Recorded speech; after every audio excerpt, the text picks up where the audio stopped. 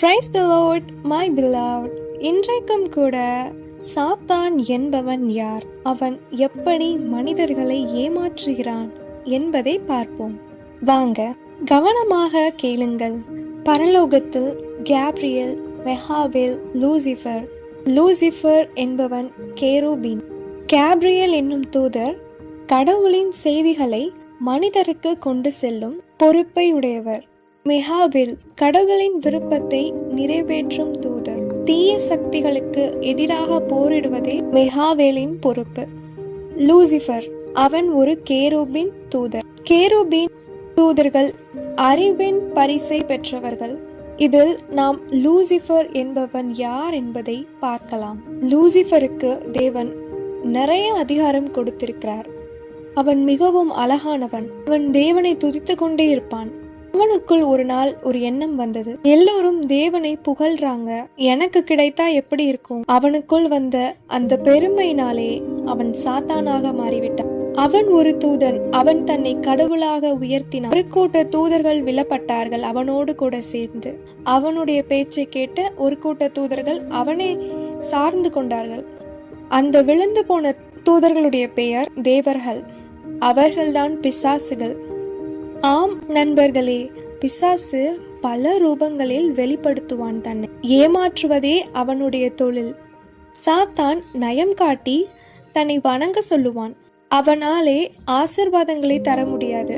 அவன் உலக பாவங்களை மட்டும்தான் அவனாலே தர முடியும். அவன் மறைந்திருந்து செயல்படுகிறான். அவன் ஒளியின் தூதர் வேஷம் தரித்து எல்லா மனிதர்களையும் ஏமாற்றுகிறவன். படத்தில் காண்பிப்பது போல் அவன் கருப்பாக, அவன் அசிங்கமாக, பயமுறுத்துகிறவனாக வெளிப்பட மாட்டான். அவன் மிகவும் தந்திரமானவன். அவன் தன்னை அழகாக மனிதர்களிடம் காண்பித்து ஏமாற்றுகிறவன்.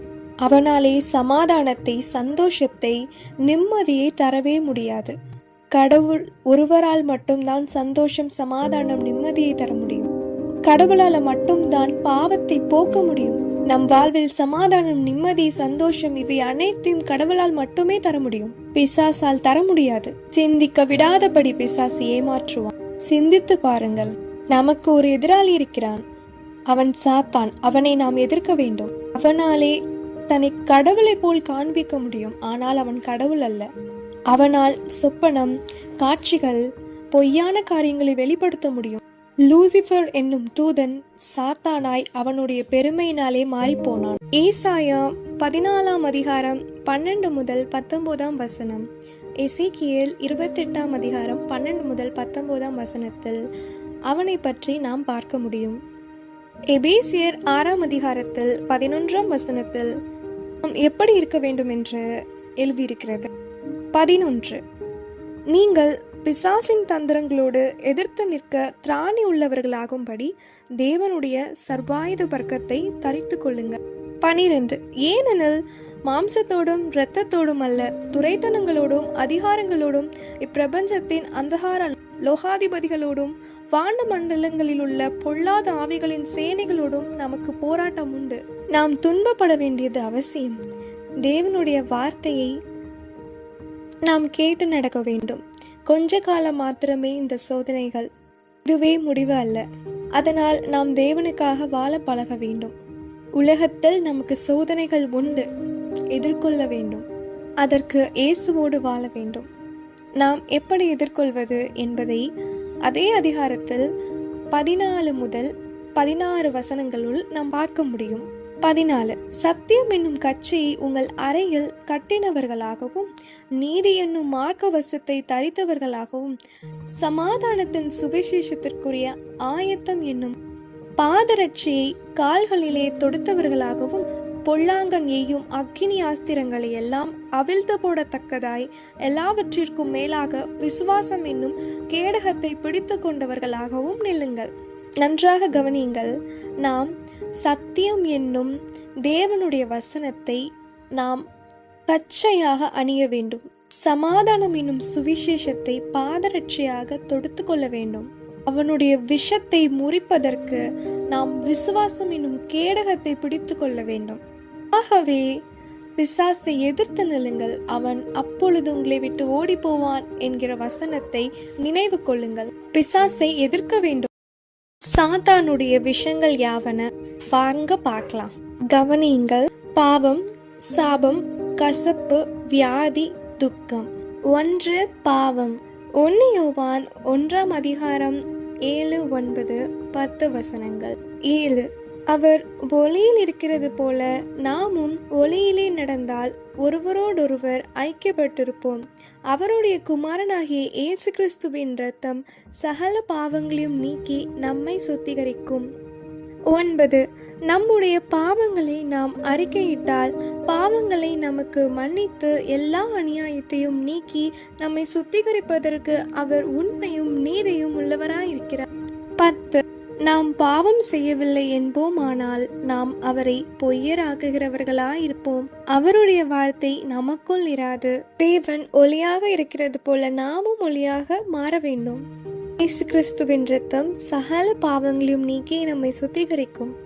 நம்முடைய பாவங்களை தேவனிடத்தில் அறிக்கை செய்து மன்னிப்பு கேட்டால் நம்முடைய தேவன் நம்முடைய பாவங்களை மன்னித்து நமக்கு சமாதானம், சந்தோஷம் என்னும் ரட்சிப்பை நமக்கு அளிப்பார். பாவம் செய்யவில்லை என்று சொன்னால் மாற்றுகிறோம். பாவமே என் வாழ்க்கையில் நான் செய்யவில்லை என்று சொன்னால் நம்முடைய தேவனை நாம் பொய்யராக மாற்றுகிறோம். அப்படியல்ல, எல்லோரும் பாவம் செய்திருக்கிறார்கள். மனிதர்களுக்காக எந்த ஒரு மனிதனும் மறிக்க முடியாது. அதற்காக நம்முடைய தேவன் மாம்சத்தில் வெளிப்பட்டு இவ்வுலகத்தில் வந்து நமது பாவங்களுக்காக சிலுவையில் அறையப்பட்டு இரத்தம் சிந்தினார். நமக்காக அவர் சாபமானார், பலியானார். பல அவமானங்களை அவர் ஏற்றுக்கொண்டார். உங்கள் பாவங்களை தேவன் மன்னிப்பார். அவரிடம் உங்கள் பாவங்களை அறிக்கையிட்டு மன்னிப்பு கேளுங்கள். இயேசு உங்களை நேசிக்கிறார். அன்பர்களே, 2வது சாபம். யாத்திராகமம் 20:5 வசனம். அதில் தேவன் முற்பிதாக்களின் பாவத்தையும் அக்கிரமத்தையும் அவர்களுடைய பிள்ளைகளிடத்தில் 3ஆம் 4ஆம் தலைமுறைக்கும் நான் விசாரிப்பேன் என்று சொல்லுகிறார். சாபம் என்பது ஒரு மனிதனுடைய வாழ்க்கையை உருக்குலைத்து விடும்.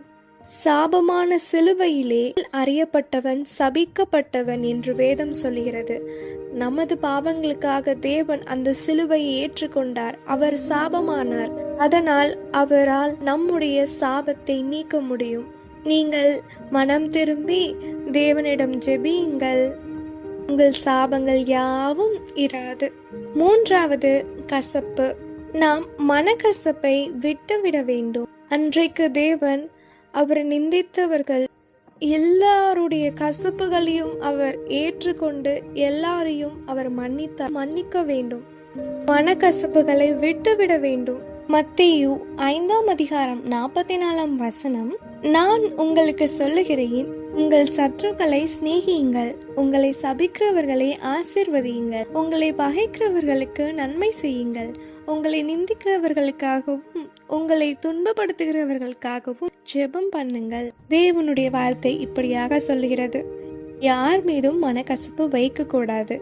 எல்லோரையும் நேசிக்கணும். நம்ம நிந்திக்கிறவர்களை கூட நாம் நேசிக்கணும். நம் சத்துருக்களை சிநேகிக்கணும் என்று வேதம் சொல்லுகிறது. நம் தேவனுடைய வார்த்தைக்கு நாம் கீழ்ப்படிய வேண்டும்.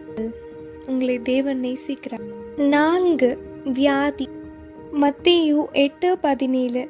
அவர் தாமே நம்முடைய பலவீனங்களை ஏற்றுக்கொண்டு நம்முடைய நோய்களை சுமந்தார் என்று ஏசாயா தீர்க்கதரிசியினால் உரைக்கப்பட்டது நிறைவேறும்படி இப்படி நடந்தது. கவனியுங்கள். தேவன் நம்முடைய நோய்களை, வியாதிகளை அவர் சிலுவையில் சுமந்திருக்கிறார். நம்முடைய பாவங்களுக்காக, சாபங்களுக்காக, வியாதிகளுக்காக, எல்லாவற்றிற்காகவும் அவர் பலியானார். அதனால் உங்களுடைய வியாதியை அவரால் மாற்ற முடியும். அவர் பல வியாதியஸ்தர்களை அவர் சுகமாக்கியிருக்கிறார். அவர் அன்றும் சுகமாக்கினார். அவர் இன்றும் ஜீவிக்கிறார், இன்றும் சுகமாக்கி கொண்டே இருக்கிறார். உங்கள் வியாதிகளை அவர் சுகமாக்க முடியும். அவரை நம்புங்கள், விசுவாசிகள். நொடி பொழுதில் அற்புதம் நடக்கும். விசுவாசமே இங்கு முக்கியமான காரியம். அதுவே நம் கேடகம். 5 துக்கம். இயேசு துக்கம் நிறைந்தவராக காணப்பட்டார். அதனால் தேவன் நமது துக்கத்தை புரிந்து கொள்ள முடியும். இதை ஏசாயா 53:3 வசனத்தில் நாம் பார்க்க முடியும். ஆண்டவர் தேற்றுகிறவர், உங்களை தேற்றுவார். அவர் நல்ல தேற்றலவாளன். உங்கள் துக்கம் சந்தோஷமாக மாறும். துக்கப்பட்டு கொண்டிருக்கிறீங்களா? உங்க துக்கத்தை ஏசப்பா மாத்துவாங்க. பிசாசின் சகலவித விஷத்தையும் தேவன் அன்றைக்கு சிலுவையில் முறித்தார். அதனால அவன் கொண்டு வருகிற இந்த விஷங்களை தேவன் முறிக்க முடியும். தேவனை விசுவாசிங்கள், அவரிடத்தில் முழங்கால் படியிட்டு ஜெபியுங்கள், அவரை நோக்கி கூப்பிடுங்கள். அவர் உங்களுக்கு சமீபமாயிருக்கிறார். இன்றைக்கு இப்பொழுது தேவன் விஷத்தை முறித்து போடுவார். ஜெபியுங்கள், தினமும் அவரை தேடுங்கள். நீங்கள் இயேசுவின் பிள்ளை. சாத்தானுக்கு அதிகாரம் ஒன்றுமில்லை. உலகத்தில் இருக்கிறவனை பார்க்கிலும் நம்மில் இருக்கிற தேவன் பெரியவர் என்பதை நினைத்து கொள்ளுங்கள். உங்களுடன் தேவன் இருக்கிறார். ஆகவே நீங்கள் சந்தோஷமாக இருப்பீர்கள். கவலைப்படாதிருங்கள். பிசாசானவன் பொய்யனும் பொய்யுக்கு பிதாவுமாயிருக்கிறான். அவனை பொய்யன் என்று வேதம் தெளிவாக சொல்லுகிறது. அவன் பல பொய்களை நமக்கு சொல்லுவான். அவன் முக்கியமாக சொல்லும் பொய்கள் யாவன: நீ பாவி, உன்னை தேவனுக்கு பிடிக்காது, தேவன் பாவத்தை வெறுக்கிறார், நீ பாவி, உன் ஜெபத்தை தேவன் கேட்பதில்லை என்று உங்களிடம் பல பொய்களை சொல்லும் பொய்யன் பிசாசு. நம்பாதிருங்கள். இயேசு உங்களை நேசிக்கிறார். யாரை? உங்களைத்தான். மனம் திரும்புங்கள். அன்பு சகோதரர் சகோதரியே, என்னுடன் சேர்ந்து ஜெபியுங்கள். இப்பொழுது ஜெபிப்போம். அன்பும் இரக்கமும் நிறைந்த பரலோக பிதாவே, ஆண்டவரே இயேசுப்பா, தர்மையான இந்த வேளையிலும் கூட உமது பிள்ளைகளுக்காக நான் ஜெபிக்கிறேன். பாவத்தில், சாபத்தில், வியாதியில், துக்கத்தில் ஆண்டவரே அவர்கள் கவலைப்பட்டு கொண்டிருக்கிறார்கள். அவர்களுடைய கவலைகள் எல்லாம் மாறட்டும். அவர்களுடைய வாழ்க்கையிலே ஒரு சந்தோஷம் உண்டாகட்டும். பிசாசின் விஷத்தை முறிப்பதற்கு அவர்களுக்கு பலன் தாரும். அவர்களை ஞானத்தினால் நிரப்பும். இயேசு கிறிஸ்துவின் நாமத்தில் அவர்கள் வாழ்க்கையிலே ஒரு சந்தோஷம், ஒரு அற்புதம் உண்டாகட்டும். அவர்கள் வாழ்க்கையிலே ஒரு மனம் திரும்புதல், ரட்சிப்பு உண்டாவதாக. இயேசு கிறிஸ்துவின் நாமத்தில் என் தேவன் அற்புதம் செய்திட்டே நான் விசுவாசிக்கிறேன். ஆமீன். ஹல்லேலூயா. தேவன் அற்புதம் செய்திட்டார். நீங்களும் விசுவாசியுங்கள். நன்றி. அன்பு சகோதர சகோதரிகளே, நமது சேனலை நீங்கள் சப்போர்ட் செய்யுங்கள். தேவன் இந்த சிறிய ஊழியத்தை ஆசீர்வதிப்பாராக என்று நான் கர்த்தருக்குள்ளாக விசுவாசிக்கிறேன். தேவனுடைய ராஜ்யத்தை நாம் இணைந்து கெட்டுவோமாக. Jesus loves you. Hallelujah. Thank you all.